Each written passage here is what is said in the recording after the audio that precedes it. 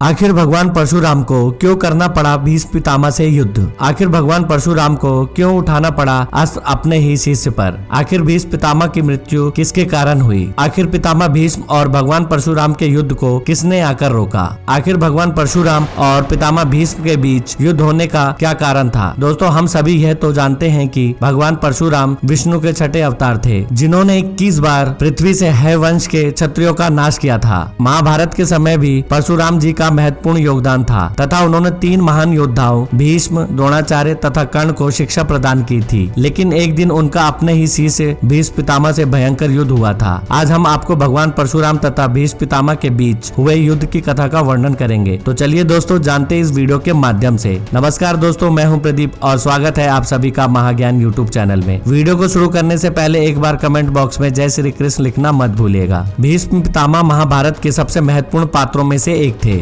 भीष्म महाराजा शांतनु के पुत्र थे। महाराजा शांतनु की पटरानी और नदी गंगा की कोख से उत्पन्न हुए थे। उनका मूल नाम देवव्रत था। भीष्म ने अपने पिता शांतनु का सत्यवती से विवाह कराने के लिए आजीवन ब्रह्मचार्य का पालन करने की प्रतिज्ञा की थी। इसलिए उनके पिता की मृत्यु के पश्चात उनकी सौतेली माँ सत्यवती के पुत्र विचित्र वीर्य राजा बने। उनकी माँ सत्यवती ने विचित्र वीर्य के लिए योग्य कन्या को लाने को कहा। यह आदेश पाकर भीष्म काशी नगरी पहुँचे, जहाँ अम्बा, अंबिका और अंबालिका के स्वयंवर की तैयारी चल रही थी। वे तीनों ही काशी की राजकुमारी तथा बहनें भी थी। भीष्म ने वहां आए सभी राजाओं को परास्त कर दिया था तथा तीनों रानियों का अपहरण करके हस्तिनापुर ले आए। वहां लाकर उन्होंने तीनों राजकुमारियों को मां सत्यवती के सामने प्रस्तुत कर दिया। तब राजकुमारी अम्बा ने भीष्म के सामने याचना की कि वह सोबल देश के राजा शल्व से प्रेम करती है तथा वह भी उससे प्रेम करते हैं। वह उस स्वयंवर में भी आए थे, किंतु भीष्म ने सभी राजाओं समेत शल्व को भी पराजित कर दिया था। यह सुनकर भीष्म ने अम्बा को राजा शल्व के पास भेज दिया। अम्बा राजा शल्व के पास गई तथा स्वयं को पत्नी रूप में स्वीकार करने को कहा। क्योंकि भीष्म भरी सभा से राजा शल्व को परास्त कर राजकुमारी अम्बा को हर कर ले गए थे, इसलिए उन्होंने अम्बा को पत्नी रूप में स्वीकार करने से मना कर दिया। निराश होकर अम्बा पुनः हस्तिनापुर लौट आई और राजा विचित्र वीर्य के सामने विवाह का प्रस्ताव रखा। तब राजा विचित्र वीर्य ने भी उससे विवाह करने से मना कर दिया। हताश अम्बा ने भीष्म से विवाह करने का प्रस्ताव रखा, लेकिन भीष्म ने अपनी प्रतिज्ञा याद दिलाते हुए उससे विवाह करने से मना कर दिया। यह सुनकर अम्बा को अत्यधिक क्रोध आ गया तथा भीष्म से बदला लेने के लिए वह वहां से चली गई। क्रोधित अम्बा भगवान परशुराम के पास गई तथा उसे सारी घटना बताई। भगवान परशुराम अम्बा की यह व्यथा सुनकर अत्यधिक क्रोधित हो गए और उन्होंने भीष्म को अम्बा से विवाह करने के लिए कहा। भीष्म ने अपनी प्रतिज्ञा के कारण अम्बा से विवाह करने से मना कर दिया। इस पर परशुराम ने भीष्म को स्वयं से युद्ध करने को कहा। दोनों के बीच भयंकर युद्ध हुआ जो कई दिनों तक चला। चूँकि परशुराम भगवान विष्णु का स्वरूप थे तथा भीष्म को इच्छा मृत्यु का वरदान प्राप्त था, इसलिए